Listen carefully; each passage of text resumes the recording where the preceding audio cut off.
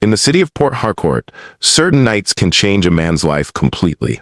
Nights when a man's pride becomes his prison, and a woman's silence becomes her most dangerous weapon.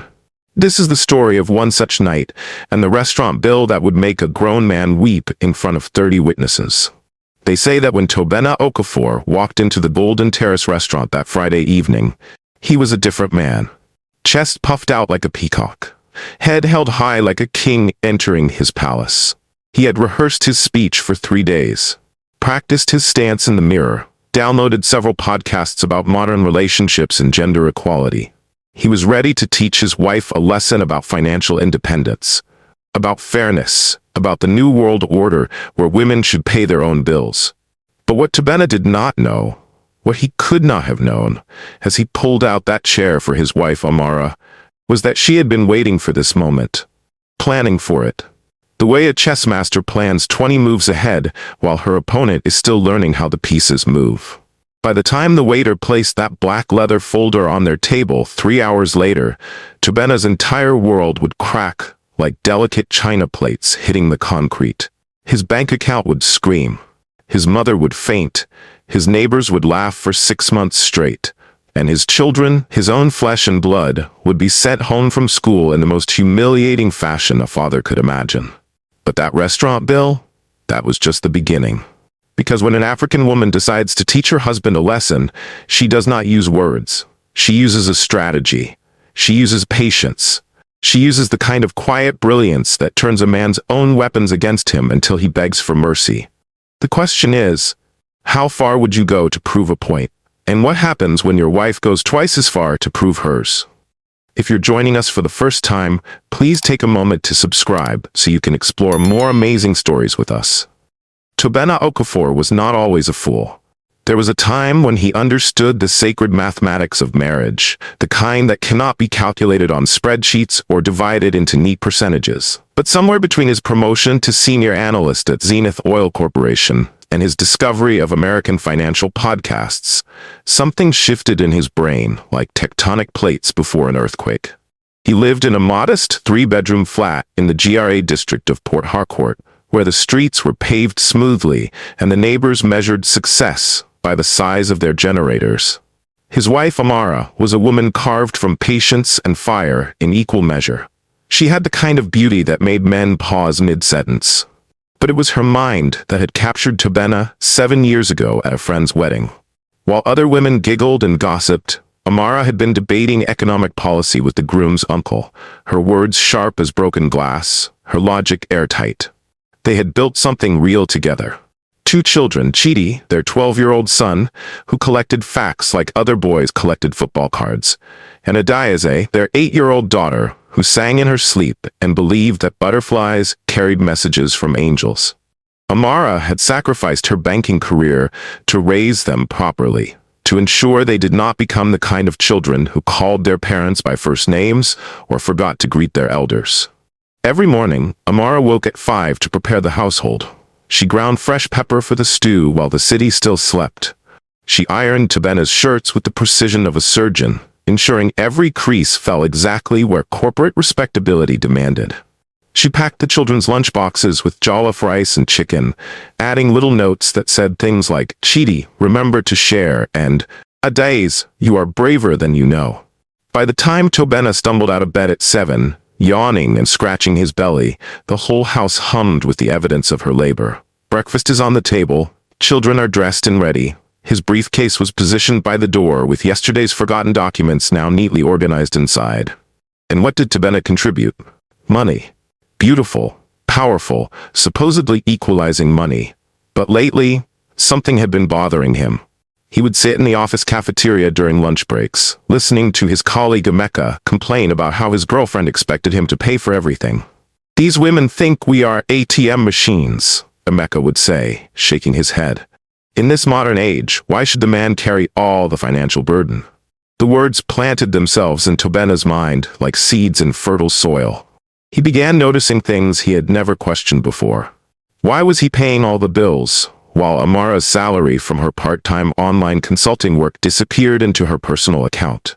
Why was he solely responsible for school fees, rent, and groceries, while she bought expensive hair extensions, and designer handbags.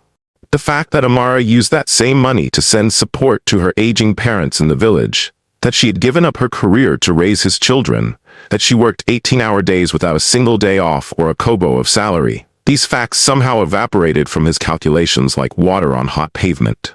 One evening, after listening to a podcast titled Financial Equality in Modern Relationships, Toba made his decision.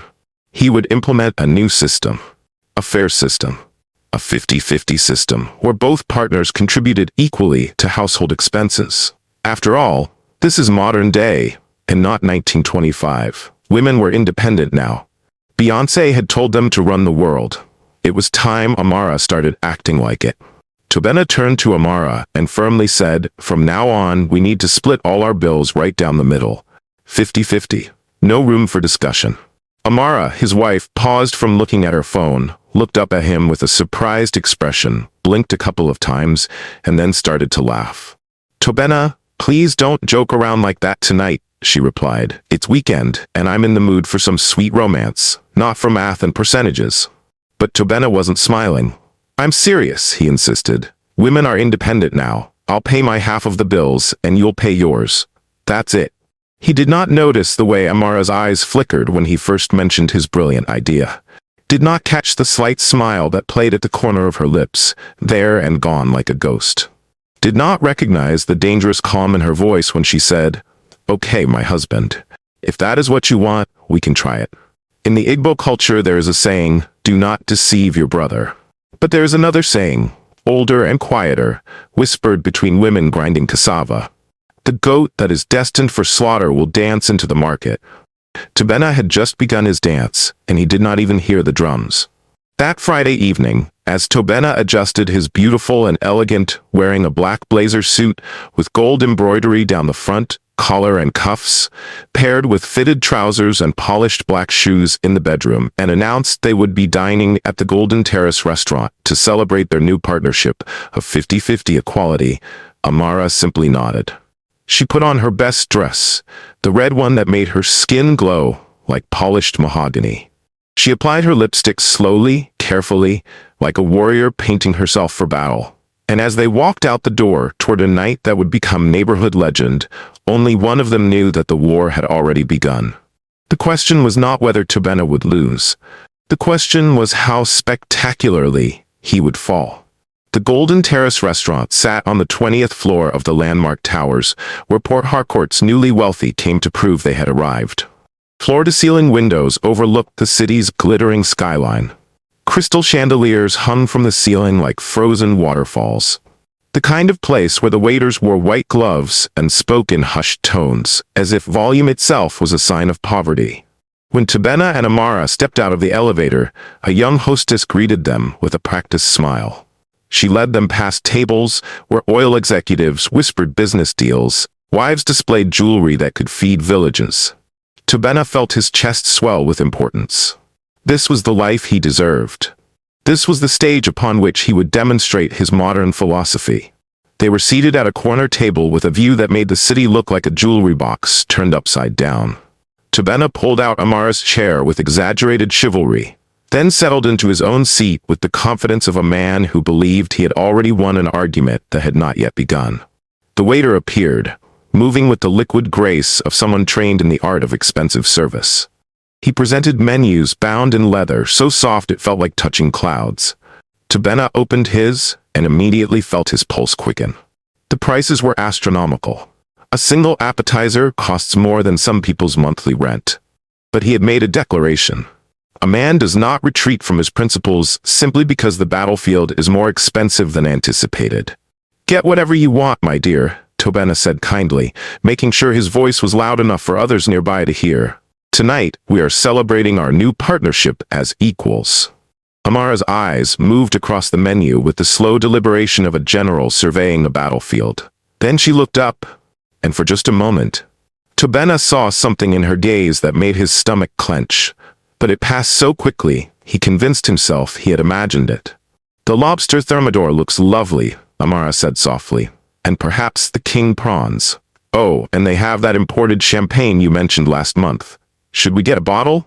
Toba's smile froze slightly. but his pride would not allow retreat. Of course, this is a special occasion.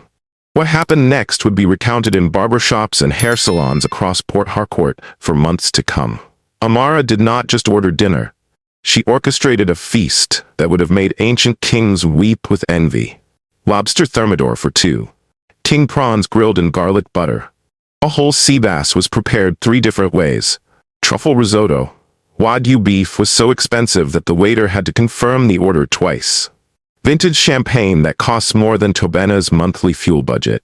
Appetizers that arrived on plates so artfully arranged they looked like edible paintings. The waiter's pen moved across his notepad like a doctor writing a death certificate. Other diners had stopped their conversations to watch. Even the pianist seemed to play with more dramatic flair, as if providing a soundtrack to Tobena's slow-motion catastrophe. "Anything else, madam?" the waiter asked, and there was something in his tone that suggested he knew exactly what game was being played. "Yes," Amara said, touching her chin thoughtfully. "Your chocolate soufflé, 3 of those. And the cheese platter. The large one." Tobena felt his throat get dry, but he nodded firmly. Thoughts began racing in his mind, filled with calculations and uncertainty. He had initiated this situation, so he was determined to see it through to the end. After all, even half of a big expense was still something he could handle. Most likely. Hopefully. The food began arriving in waves. Each dish is more extravagant than the last. The lobster came on a platter that required 2 waiters to carry. The champagne was presented with the ceremony usually reserved for visiting dignitaries. The beef literally melted on the tongue, so tender it seemed to evaporate before it could be chewed.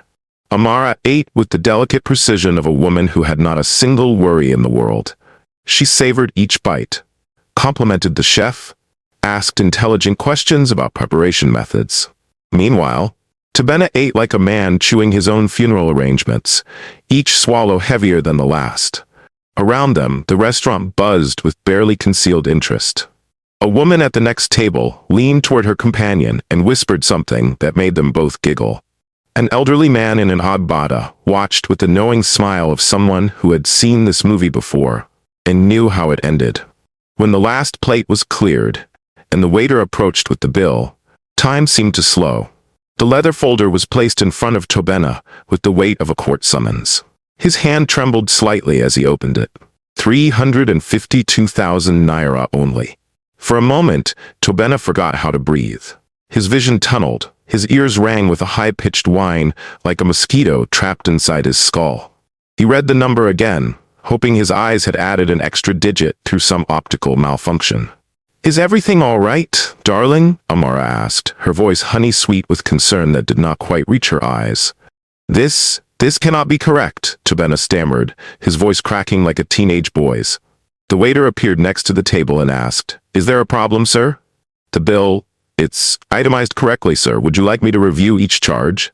The entire restaurant had gone quiet. The pianist had stopped playing.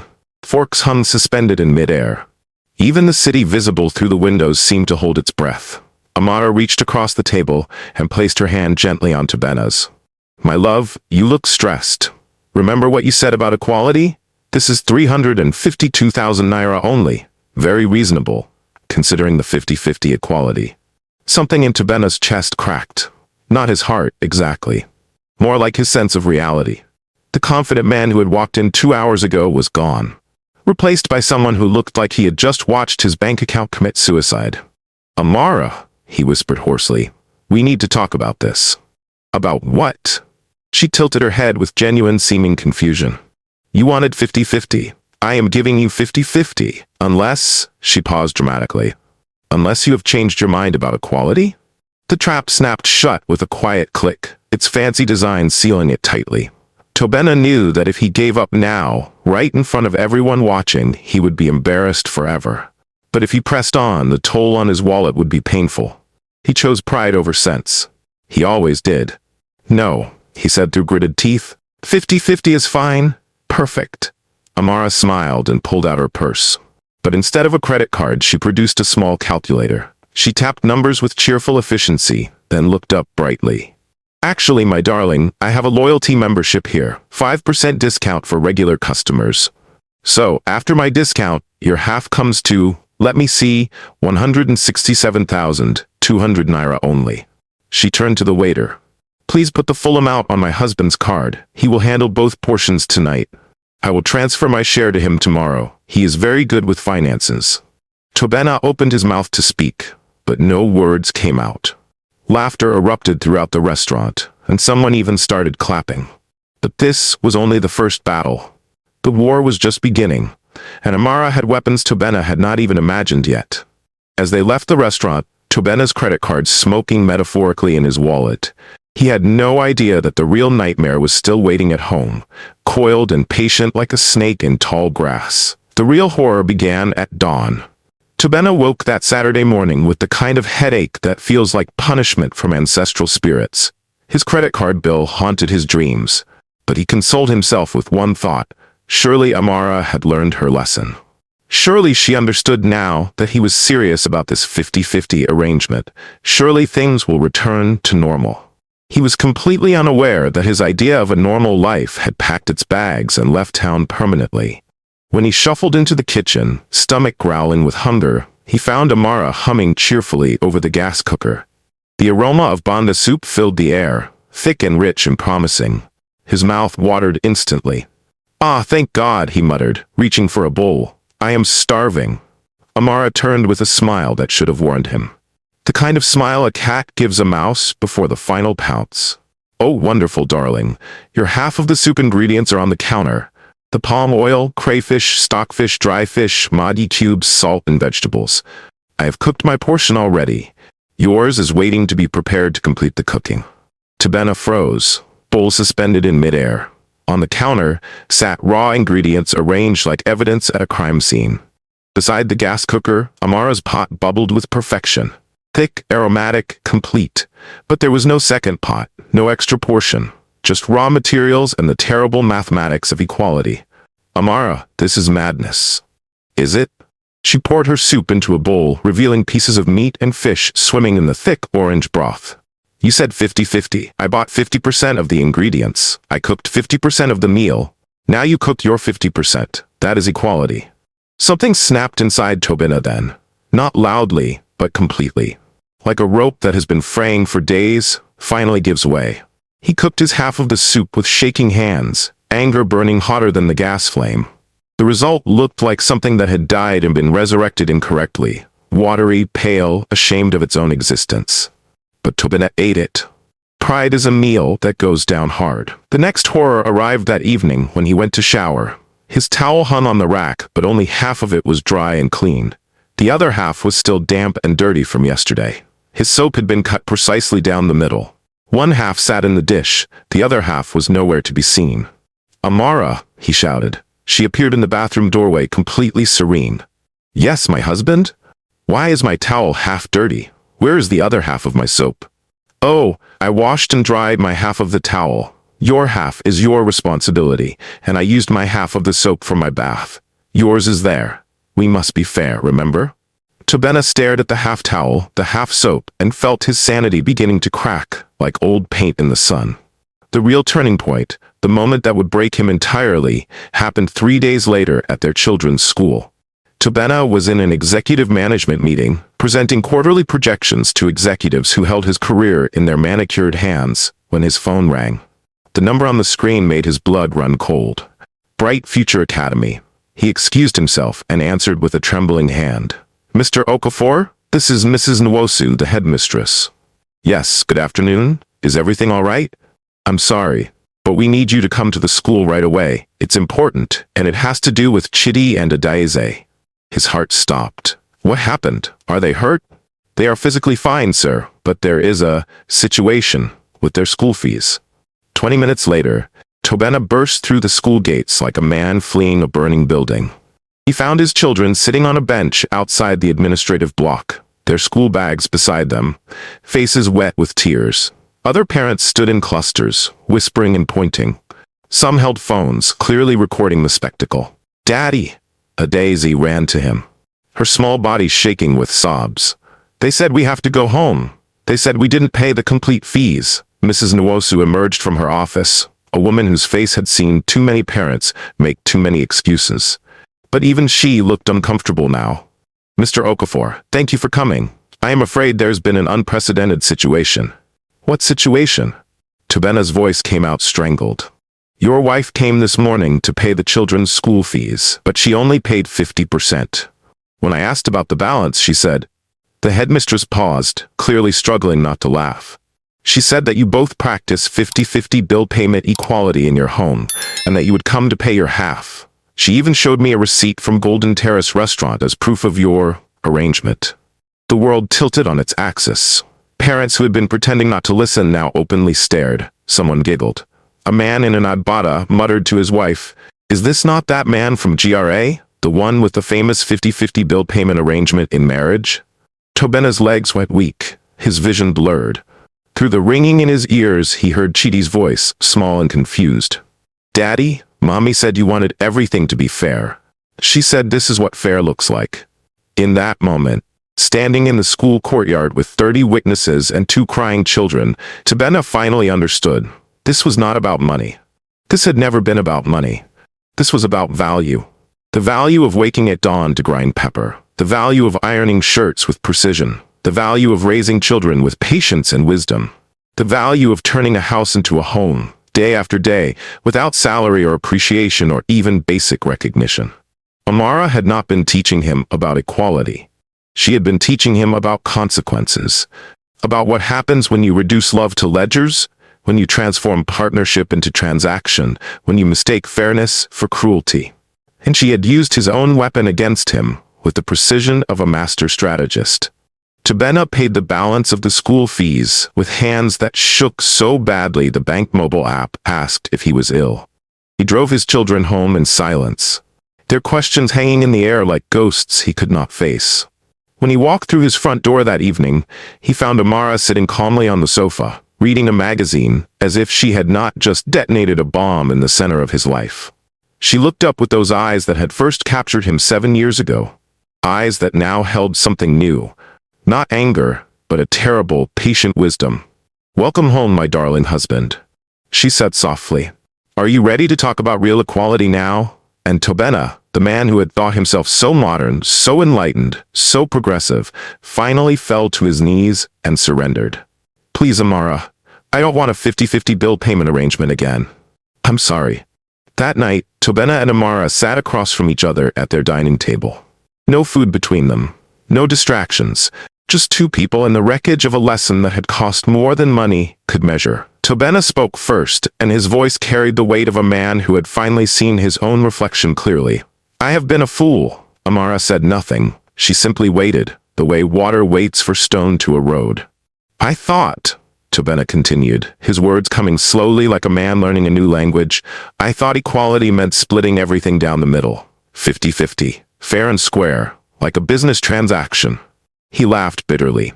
I listened to podcasts made by men who had never raised a child or cooked a meal or stayed awake worrying about school fees and hospital bills.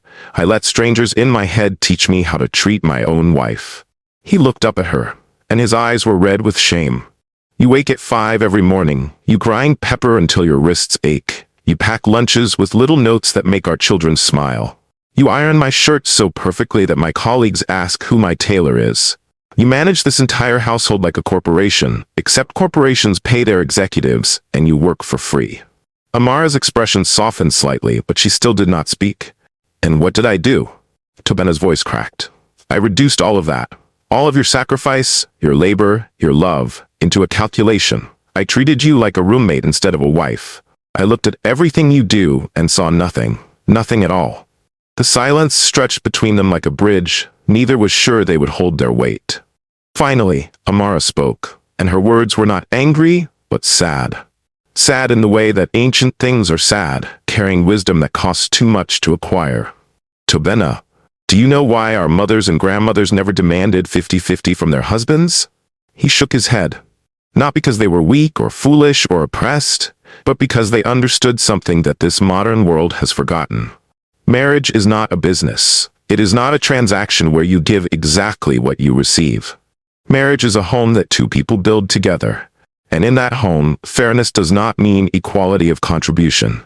It means equality of respect. She leaned forward, and her next words fell like rain on parched earth. When you bring money, you bring 50%. When I bring children raised with wisdom, meals cooked with love, a home that feels like peace instead of chaos, I bring the other 50%. But those percentages do not mean the same thing. They cannot be measured with the same ruler. You cannot weigh love on the same scale as Naira. Toba buried his face in his hands, and for the first time since he was a child, he wept. Not from pain, but from understanding. From the terrible clarity that comes when a man finally sees what he almost destroyed. The next morning, he did something he had never done in 7 years of marriage. He woke at 5. He joined Amara in the kitchen. He watched her grind pepper, her movements efficient from years of practice. He saw the way she tasted the soup, adjusted the seasoning, and tasted it again until it was perfect. He noticed the care she took in packing the children's lunches, the way she included their favorite snacks, the little notes written in colorful ink. He saw, truly saw, for the first time. From that day forward, things changed in the Okafor household. Not back to how they were before. That version of their marriage had died in the Golden Terrace restaurant. Instead, they built something new. Something better. Toba still provided financially. That was his strength, his contribution. But now he did it with gratitude instead of resentment. He thanked Amara for meals. He noticed when she reorganized the closet. He praised her in front of the children, teaching them by example that their mother's work had value beyond price tags. And Amara? She had never wanted 50-50. She had only wanted to be seen, to be acknowledged, to have her husband recognize that what she gave to their family could not be measured in Naira, but was worth more than any salary. The story spread through Port Harcourt like wildfire through Harmattan grass. In hair salons, women laughed until tears ran down their faces. In barbershops, men shifted uncomfortably and suddenly remembered to call their wives and say thank you. At the Golden Terrace restaurant, the waiters told the story to every couple who ordered lobster, and more than one husband quietly changed his order to something more modest.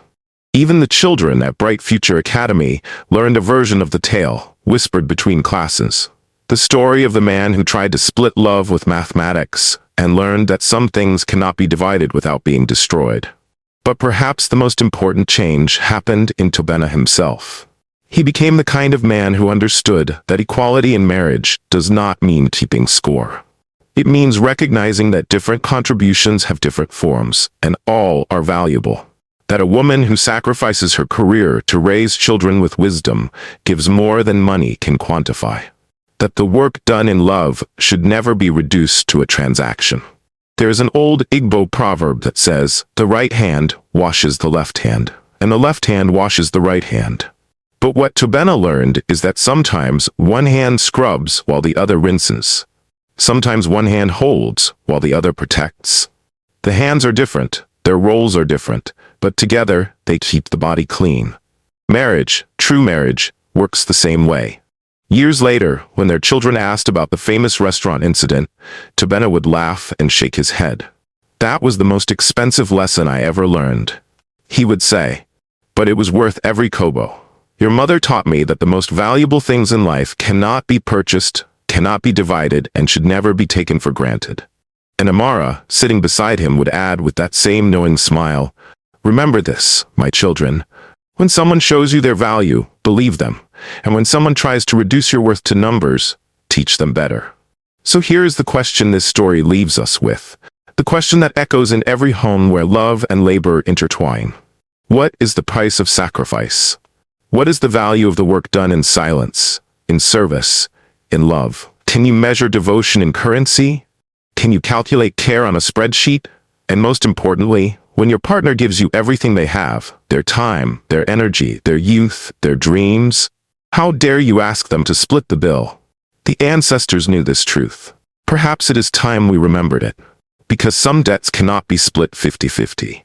Some debts can only be repaid with gratitude, with recognition, and with the humility to understand that fairness in love looks nothing like fairness in business. Toba learned this the hard way. Let his story be your warning, your wisdom, and your way forward. After all, the most expensive lesson is the one you refuse to learn.